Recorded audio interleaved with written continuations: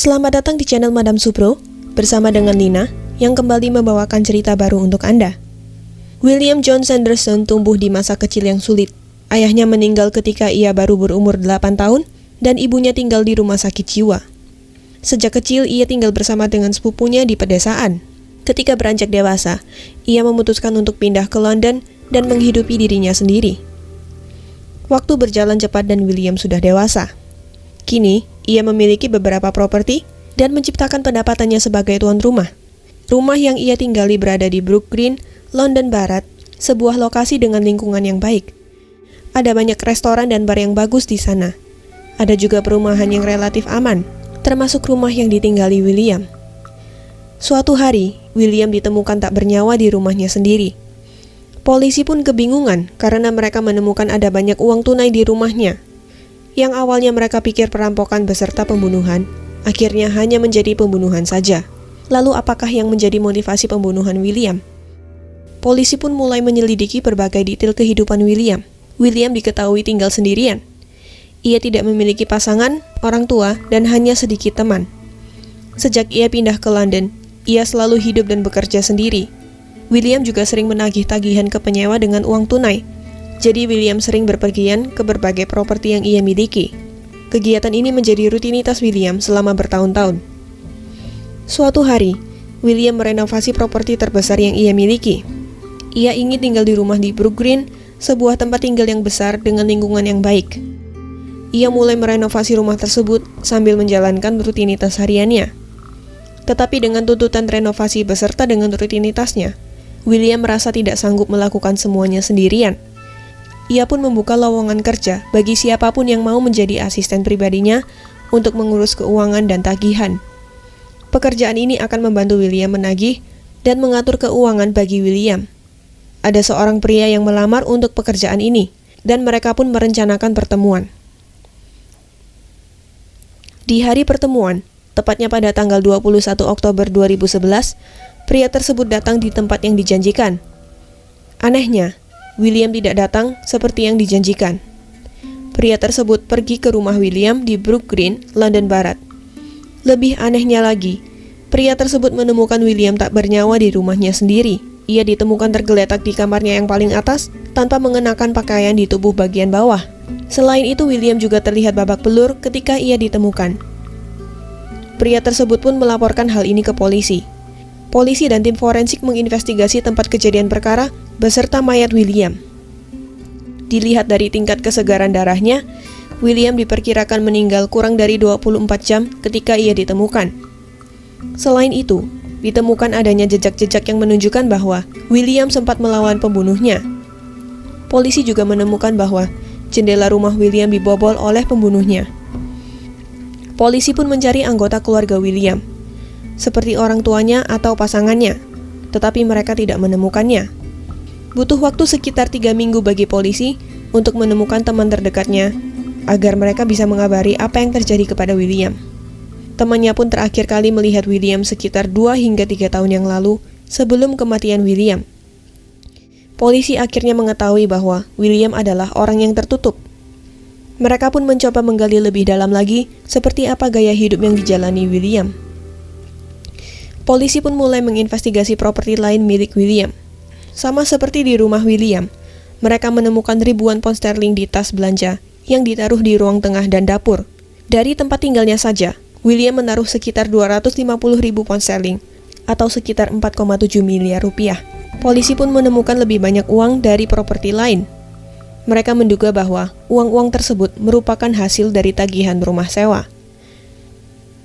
Polisi pun heran, mengapa William ditemukan tidak bernyawa, sementara rumahnya masih penuh dengan uangnya. Mereka pun mulai menggali pekerjaan William. Ternyata William sering mengambil properti yang sudah rusak, merenovasinya, lalu menyewakannya. Ia kadang menyewakan per kamar atau per lantai. William juga meminta penyewanya untuk membayarnya dengan uang tunai. Selain itu, polisi juga menemukan cara William dalam menjalankan bisnisnya. Seringkali ia menaruh nomornya di pintu kamar yang akan ia sewakan. Begitu ada yang menyewakan kamarnya, ia langsung membuang nomor tersebut. Polisi bahkan menemukan ada 67 nomor yang William pakai untuk berbisnis. Gaya hidup serta kehidupan profesional William tidak membantu polisi dalam menginvestigasikan penyebab kematian William. Mereka pun memutuskan untuk menggunakan bantuan media. Mereka menyiarkan bantuan massa untuk memberikan semua info yang mereka punya mengenai William, terutama terakhir kali mereka melihat William. Polisi pun mulai mendapatkan banyak info, terutama dari vendor dan penyewanya. Beberapa penyewa memprotes bahwa William belum mengembalikan uang mereka. Begitu juga dengan vendor yang disewa William. Mereka mengeluhkan bahwa William belum membayar mereka. Ternyata banyak orang yang menceritakan hal buruk dari William, meski alasan mereka tidak cukup kuat untuk membunuh William. Bagaimanapun juga, polisi kesulitan menentukan siapa pembunuh William dan apa motivasinya. Polisi juga mengecek CCTV area sekitar. Mereka mendapatkan rekaman CCTV dari sebuah hotel dekat rumah William. Di rekaman tersebut, William terlihat sudah beraktivitas di pagi hari beberapa hari sebelum kematiannya. Selain itu, polisi juga melihat bahwa ada satu mobil yang memutari rumah William beberapa kali dan berhenti dekat rumah William. Diperkirakan ada 3 orang yang berada di mobil tersebut. 1 sebagai supir, dan 2 lainnya pergi menuju rumah William. Dari rekaman tersebut, polisi sekarang tahu bahwa mereka tidak mencari 1 orang tersangka, tetapi 3 orang tersangka. Polisi juga tetap menginvestigasikan berbagai nomor dan telepon yang pernah dipakai William. Mereka menemukan petunjuk besar di telepon yang terakhir, yaitu telepon yang ke-67. Di telepon tersebut, William terlihat mengirimkan sebuah pesan kepada seseorang bernama David Raymar. Polisi mulai menyelidiki David. Mereka mengunjungi tempat David tinggal, tetapi David tidak ada. Polisi menanyakan ke orang-orang terdekat kemana David pergi. Ternyata David sudah menghilang tanpa kabar 2 hari sebelumnya. Tuan rumah David sudah tidak melihat David pulang ke tempat yang ia sewa. Pacar David juga mengatakan bahwa David tidak mengabarinya selama 2 hari. Polisi pun mulai menginvestigasikan nomor David. Mereka mulai melacak lokasi dan laporan panggilan David. David terlihat berada di sekitar rumah William di waktu yang sama dengan rekaman CCTV. Ia juga menelepon 2 orang lainnya sebelumnya, yaitu Irenus Midlars dan Slawomir Bugajewski. Diperkirakan mereka adalah tukang yang membangun rumah William, jadi mereka datang hanya ketika William memanggil. Selain itu, polisi menemukan bahwa mereka bertiga pernah berada di rumah tersebut ketika William pergi dan menghilang ketika William kembali. Hal ini terjadi beberapa hari sebelum William meninggal. Polisi memperkirakan bahwa saat itu mereka telah merampok sebagian dari uang William. Mereka juga memperkirakan bahwa keserakahan membutakan mereka karena mereka datang kembali ke rumah William. Kali ini mereka mengambil lebih banyak, lalu membunuh William. Polisi juga melacak posisi mereka setelah William terbunuh. Berdasarkan lokasi telepon selulernya, Irenus pergi ke stasiun dan memesan tiket ke Paris. Slawomir juga terlihat menyusul Irenus untuk pergi ke Paris. Kedua orang tersebut bahkan mengambil beberapa foto mereka di Paris. Mereka juga ditemukan pindah ke Polandia setelah dari Paris. Berdasarkan bukti-bukti yang mereka temukan, akhirnya polisi menemukan para pembunuh William, yaitu tukang bangunan William. Polisi sudah mengidentifikasi siapa pembunuh William, tetapi menemukan dan menangkap para pembunuhnya akan menjadi tantangan baru bagi polisi. Bagaimana cara mereka menangkap para pelaku yang berada di luar negeri? Untungnya, 4 minggu setelah kematian William, kedua pelaku yang berada di Polandia telah pulang ke Inggris. Kedua orang tersebut tidak tahu bahwa polisi sudah menanti mereka. Sementara untuk David, ia masih berada di Polandia ketika kedua temannya sudah ditangkap polisi. Polisi tahu bahwa David adalah orang yang sombong dan terlalu percaya diri. David merasa bahwa akan sulit bagi polisi melacak perbuatannya, sehingga polisi tidak punya alasan untuk menangkapnya. Polisi pun menelepon David dan mengajaknya pulang ke Inggris untuk bertanya tentang William. Yang mengejutkan bagi polisi, David setuju untuk pulang ke Inggris. Polisi pun membelikan tiket pesawat bagi David, dan sesampainya di bandara, David langsung ditangkap. Setelah proses interogasi, ternyata David memiliki masalah finansial dan Slawomir memiliki banyak hutang.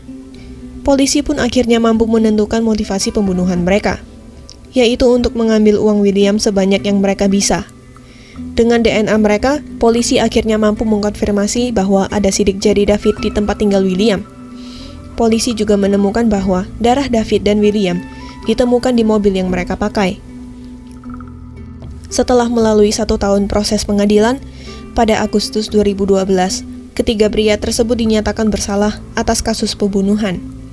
Meski ketiganya mengaku tidak bersalah, hakim tetap memberi hukuman kepada mereka penjara seumur hidup minimal 30 tahun. Bapak Ibu, seperti yang kita tahu, tidak ada cara yang instan menuju kekayaan. Selain itu, kejahatan apapun yang diperbuat pasti akan diketahui juga. David dan rekan-rekannya mungkin butuh uang yang banyak untuk melunasi hutang mereka dan mendapatkan kualitas hidup yang lebih baik. Tetapi kejahatan tentu bukan satu-satunya jalan. Jika saja sejak muda mereka mau belajar cara mengatur keuangan, tentu kondisi mereka akan berbeda jauh. Selain itu, jika mereka ingin mendapatkan pendapatan tambahan, mereka bisa saja mempelajari hal baru yang menunjang pekerjaan mereka. Mereka juga bisa belajar cara lain untuk mendapatkan uang, seperti belajar trading forex. Trading forex bisa dilakukan di mana saja dan kapan saja. Jika mereka sibuk bekerja, mereka bisa trading forex setelah mereka menyelesaikan pekerjaan mereka. Jika dipikir dengan akal sehat, tidak ada alasan bagi mereka melakukan kejahatan tersebut, terutama pada orang yang memberikan mereka pekerjaan. Jika Bapak Ibu tertarik dengan detail kasus ini lebih lanjut, silahkan kunjungi channel YouTube Real Crime. Sekian cerita Lina kali ini. Sampai jumpa di kasus berikutnya.